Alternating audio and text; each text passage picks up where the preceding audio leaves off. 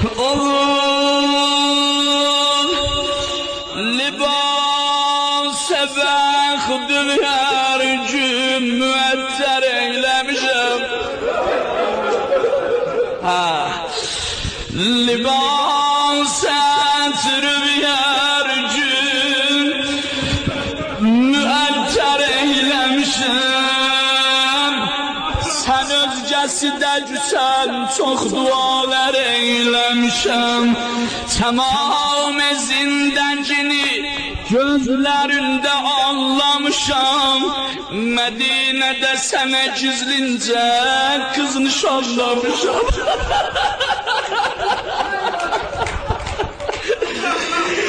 Bala bala bala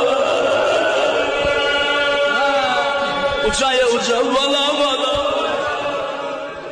Benden sonra karvanı yolun gözlü baş açamadı. Hanım Zeynep yerinde bana oğul ne var?